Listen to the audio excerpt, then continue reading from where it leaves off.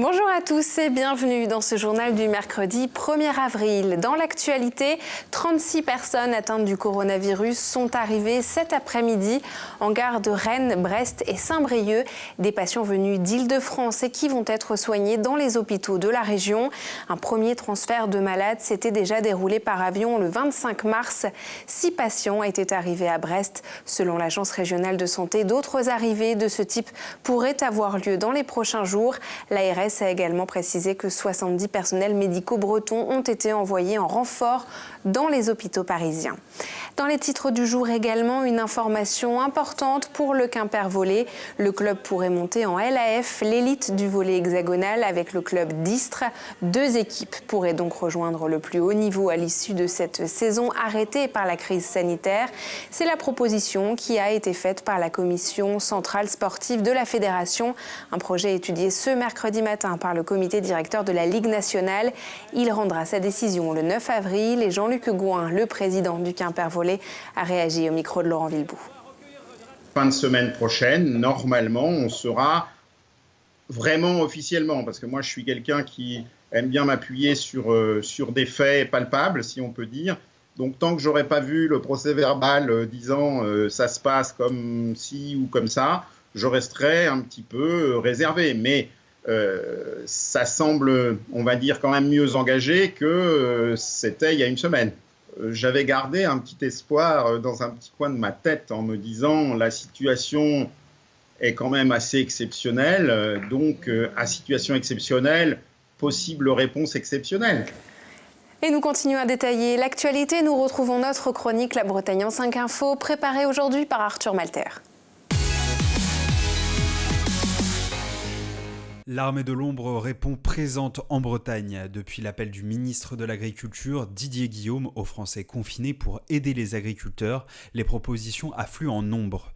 Dans le Finistère, l'Association pour l'emploi et la formation en agriculture reçoit jusqu'à 80 appels par jour, venant parfois de loin. Un coup de main nécessaire pour les agriculteurs, la présidente de la FNSEA a évoqué un besoin de 200 000 saisonniers dans les 3 mois en France. Toujours plus de verbalisation pour non-respect du confinement en Bretagne. Alors que l'amende pour récidive est passée à 200 € ce week-end, un Rennais de 26 ans qui ne semble pas avoir eu l'information a été placé en garde à vue ce lundi, après avoir été contrôlé pour la 4e fois sans attestation. Un dernier, un peu plus drôle en ce 1er avril, à Plouigneau, un homme a été verbalisé ce samedi alors qu'il était sorti pour chasser des Pokémon. Pourtant le message semble clair, restez chez vous.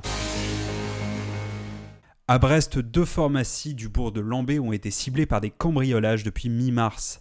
En tout, 3 tentatives ont été recensées et 2 ont abouti. Les cambrioleurs ont la première fois forcé la porte et la seconde cassé la vitrine. Selon les pharmaciens, les masques de protection auraient pu être la cible de ces effractions, mais à chaque fois, rien ne semble avoir disparu.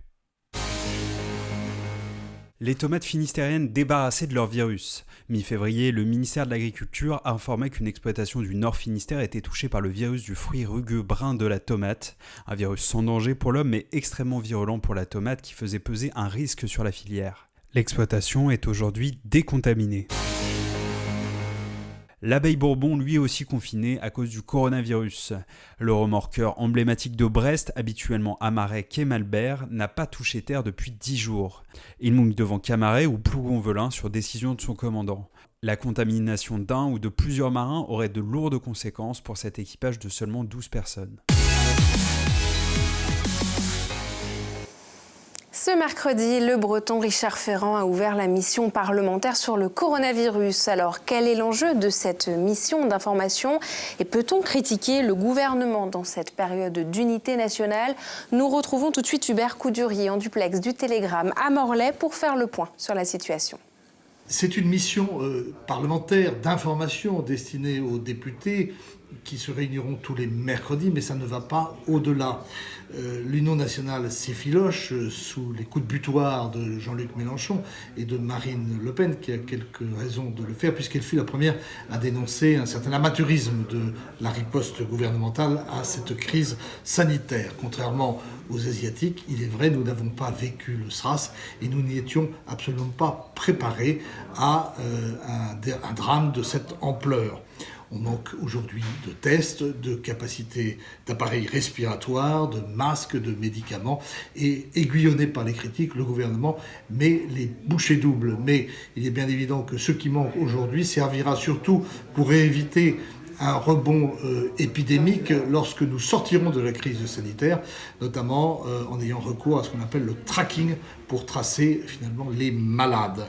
Alors, Richard Ferrand, conscient qu'il devra changer de braquet à ce moment-là, annonce la création d'une commission d'enquête avec cette fois tous les moyens d'investigation ouverts à l'opposition. Il faudra produire des pièces, des documents et ce sera beaucoup plus contraignant.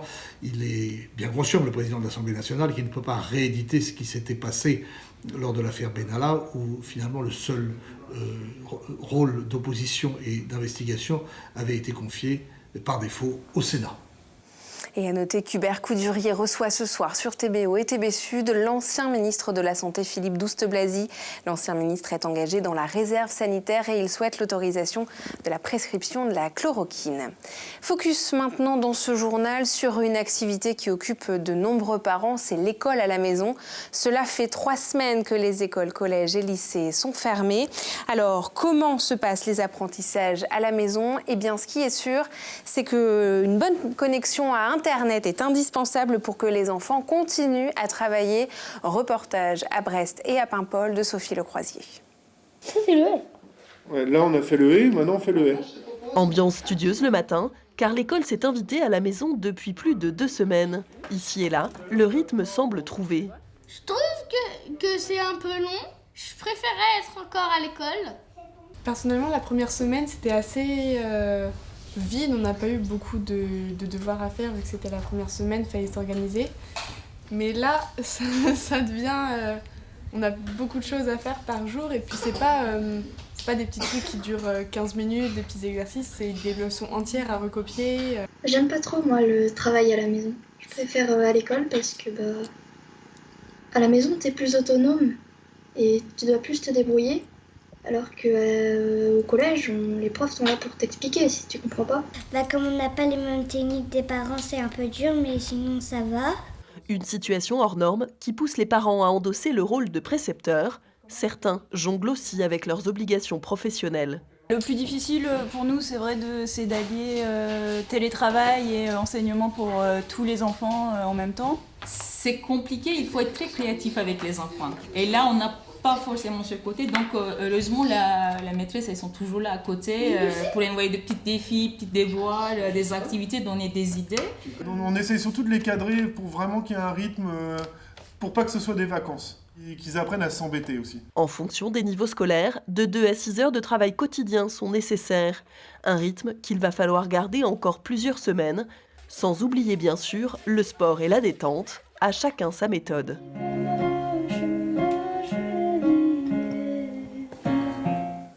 Et les professeurs ont également dû s'adapter à cette situation. Ils tentent de maintenir un lien avec les enfants et nous le disions, les moyens numériques sont essentiels pour faire perdurer cette relation, ce qui n'est pas toujours possible dans les familles. Les enseignants doivent également utiliser leur propre matériel informatique pour continuer à faire classe. Et après plus de 2 semaines de cours à distance, que ce soit dans le premier ou le second degré, le bilan est le même, comme nous le raconte une institutrice et un professeur de lycée.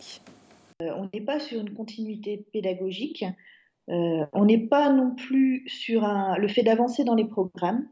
Il y en a qui réussissent, mais alors à quel prix ? C'est-à-dire qui on laisse sur le bord du chemin. Pour la majorité des enfants, on réussit à avoir des contacts plus ou moins réguliers et puis dans des familles plus ou moins impliquées. Mais on a toujours quelques enfants qui passent sous les radars, entre guillemets, c'est-à-dire qu'on n'arrive pas à les joindre. L'idée, vraiment, c'est de faire en sorte que les élèves, sans s'angoisser, en restant le plus serein possible, fassent une activité de travail qui leur permet de maintenir un contact sur le plan scolaire. Il faut tenir dans la durée et pour ça, il faut que ça se fasse le plus sereinement possible et que surtout, on n'ait pas d'exigence envers les élèves ni envers les professeurs sur des résultats. Il est hors de question actuellement d'espérer des résultats.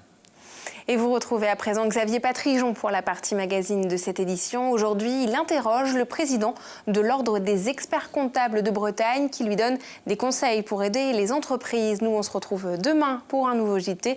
Bonjour Xavier, c'est à vous. Bonjour Julie, bonjour à tous. Et nous sommes, avec le président de l'Ordre des experts comptables de Bretagne, Stéphane Cardat. Bonjour à vous. Bonjour, merci bonjour à tous. D'être avec nous. Vous le dites, pour les entreprises, les TPE, les PME, en ce moment, il y a le feu, ce sont vos termes.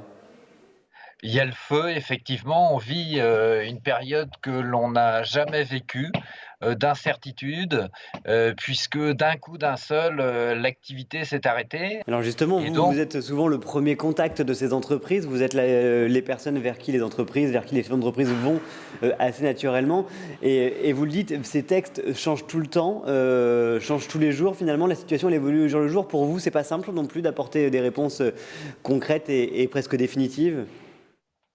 On n'en apporte pas de réponse définitive. La situation pour nos équipes est très, très, très compliquée. Je vais prendre l'exemple d'un dispositif pour les indépendants qui peuvent bénéficier d'une aide de 1 500 €. Jusqu'à hier matin, il fallait que le chiffre d'affaires de mars 2020 ait diminué par rapport à celui de mars 2019 de 70%. Et hier, on nous a dit que c'était 50%. C'est-à-dire qu'on a établi un certain nombre de déclarations, on a conseillé nos clients là-dessus, et puis hier, ça vient de changer. Donc c'est un exemple très simple de ce qui se passe, c'est-à-dire que les textes changent tout le temps. Alors c'est quoi la solution ? Il faut garder le contact avec son expert comptable. On peut aussi contacter la CCI. On peut aussi contacter la Chambre des métiers.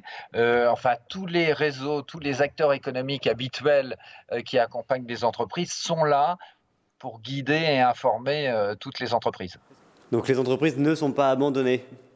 Alors les entreprises ne sont pas abandonnées, nous sommes là, même si c'est compliqué, nous sommes là sur tous les volets qui peuvent exister, à la fois le volet social, si je puis dire, le volet fiscal également, et puis le volet trésorerie, accompagnement en trésorerie. Ce que je veux dire aussi, c'est que c'est très compliqué pour nous, les experts comptables et toutes nos équipes. Ouais, vous êtes aussi des entreprises. Et le message que je veux faire passer aussi, c'est que souvent on parle des métiers qui sont en première ligne dans le cadre de cette crise sanitaire, et nous ne sommes jamais évoqués. Et je peux vous dire qu'aujourd'hui, il y a une énorme tension dans nos équipes. Merci beaucoup, Stéphane Cardat, d'avoir été avec nous.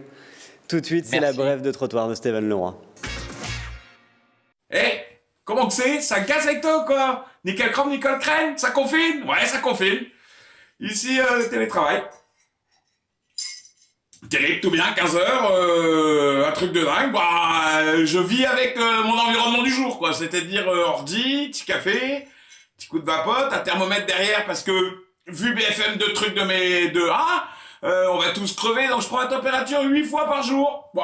Ça monte des fois à 37,3, donc là je m'inquiète, et puis après ça redescend, donc ça fait une occupation. Et télétravail sinon. Avec les collègues, on avait commencé en visio, et puis on s'est dit non, finalement on va faire audio c'est vachement mieux. Comme ça, tu fais croire à tout le monde qu'à 8h30 t'es rasé tout propre, nickel, mais non, en fait tu t'en branles. Et puis tu bosses quoi, un peu. Pas mal, enfin tu fais tes trucs quoi, parce que disons que c'est quand même pas mal le télétravail, ça t'évite de trop t'emmerder de suite quoi. Parce qu'on s'emmerde quand même, globalement. Moi ce soir je compte m'emmerder moins qu'hier, mais plus que demain, tu vois, ou l'inverse, je sais pas. Le seul truc qui me distrait c'est la bourgeoise qui klaxonne sur les coups de 7h, elle gueule, c'est assez sympa. Et après ça s'arrête là, donc après je m'emmerde, voilà. Télétravail, je m'emmerde, télétravail, je m'emmerde. Régulier dans l'effort. À part ça, on n'est pas à l'hôtel de ville où, avec moi, je pense qu'ils vous disent de prendre vraiment soin de vous. C'est la fin de ce JT. Merci de nous avoir suivis. On se retrouve dès demain. Salut.